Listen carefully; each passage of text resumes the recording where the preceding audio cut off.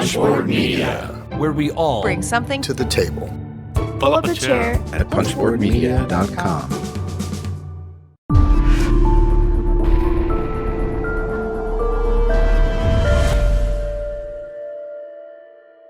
More Origins 2019 here. We are here now at Pandasaurus Games with Hunter. We're going to look at Dead Man's Cabal. Yeah, so this is Dead Man's Cabal by Daniel Newman. It's kind of a midweight Euro game. Takes about an hour to play. It's got a lot of really cool pieces like the awesome 3D skulls, bones, and stuff. Essentially, in this game, you're playing as necromancers, trying to throw a party, and you don't have any friends, so you have to make friends for the party. You do that by creating these cards here. They're undead partygoers. And you're trying to create them by getting these skull formations on the Sanctum board. The ultimate goal is to make some formation of these skulls of those colors, build it out here, and it creates these people, and you score points for that. There's a lot of ways to do that, though. So the way you're doing it is by every turn you start with a supply of one of each color of skull. At every turn, you're going to take a skull from the bag, and you're going to put over here on the ossuary track one of these rows. Whatever row you choose, the row slides down. And you take whatever skull comes off the end, that goes to your supply. And from there, you get to spin the skull to do an action. Each of these skulls corresponds with a different board. I mentioned you're trying to create these cards here to win the game. You could spend a gold skull to get more of those cards if you ran out, if you finished the ones you start with. And you can buy them with bones, or you can just get bones by taking a weaker action. You can spend a red skull to get other skulls if you don't have the right color skull and you just need some skull to finish your stuff.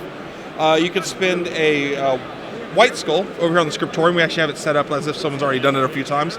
Every time you use a white skull, you get to take some runes, different amounts based on how much you spend bone-wise.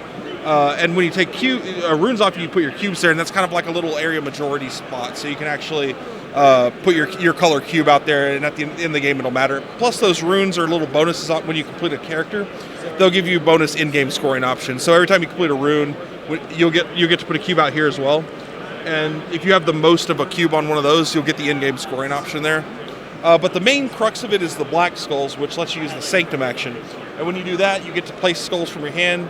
Depending on, you could place one and get a bone, or you can spin a bone to place more skulls. Essentially, in this game, bones are kind of like the currency. You'll get bones when you take weaker actions, and you can spin bones to take better actions. So I could place a skull out here, and spend more bones if I want to place more. And if you match the design on one of the cards, if you can draw a line between them for those types of designs. So say if you have like 4 gold skulls out here, and you could draw a straight line between them, you'd be able to create that person. Same thing for any of these. So like a one red, a one white, and that. And every time you create something, they'll have an arrow pointing to it, and you have to take that color of skull away. So you create something, your opponents may have access to it as well, so you kind of mess up the pattern a little bit, so they can't just copy what you did. The cool thing with all this is while you're taking your action, you'll take your action, and then once you've done that, you check the middle column here. Whatever the majority skull is, which is red, you'll move the little cow skull to the ossuary track here, and that everyone, including yourself, gets to take a bonus action. So every turn, everyone's doing something. There's never a time when you're just sitting around not able to make an action or do a play. So yeah, plays in about an hour long, and yeah, just whoever has the most undead people at their party then wins. Well, that sounds like a good time. And what else do we have going on here at Pandasaurus Games? So we've got a Heil over here. This looks like we got over here too. Okay. Demo in progress. Might be a little bit easier to sneak a glance in here. Okay.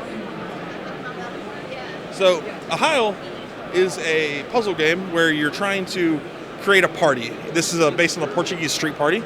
And on a turn in the Heil, what you're doing is this middle section here, that little spinning thing, you have 3 actions you can take. You can either spin it, or you can drop a piece. You get 3 actions a turn, so you can spin, drop a piece. You could drop 3 pieces, in whatever order you want to do it. And when you drop pieces on the board, you'll drop them in the orientation that they're showing. So like that square, you'll drop onto your board like that.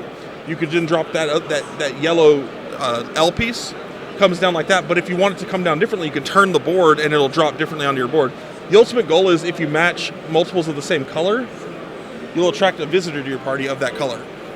The more visitors you have in your party, the better. Also, if you have the biggest section, so in the case over there, she has the biggest yellow section currently. She has the double visitor of that color, so it's worth 2 points. But if someone else passes her, then they'll get that point. And if you complete rows, this little bar here, so if you make one row all the way across the bottom, this little bar pops up, and you'll add a little white dude to it. And that'll eventually join your party as a temporary point. So, yeah, it's a really simple little game, but really fast play, and Really colorful. Love the art in that one. So there's a variety of games here for everybody. Yes, there's definitely cover the gamut. If you like the lighter stuff, we got a Heil. If you want something a little crunchier, a little chunkier, you got the Dead Man's Cabal stuff. These are both out here at Origins. Awesome. And also there's a caged Jonathan Gilmour over here that I'm seeing here. We keep them locked up. It's for your safety. Definitely. But definitely swing by the Pandasaurus Games booth and check out what's going on here at Origins. Booth 537.